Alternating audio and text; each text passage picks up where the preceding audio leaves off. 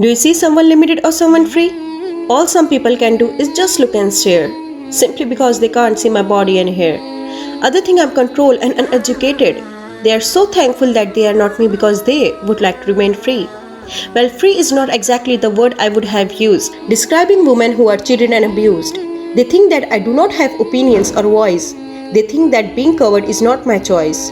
They think that being covered make me look caged, that my husband or dad is totally outraged. All they can do is look at me in fear, and in my eyes there is a tear. Not because I have been stared at or made fun of, but people are ignoring the one up above. On the day of judgment they will be fools, because they were too ashamed to play by their own rules. See, I have declined from being a guy's toy, because I won't let myself be controlled by a boy. A real man is able to appreciate my mind and is not busy looking at my behind. Covered girls are the ones really helping the Muslim cause. The role that is played definitely deserves applause. They will be recognized because they are smart and bright, and because some people are inspired by the sight. They are the ones that are free and pure, because the hijab and veil is the cure.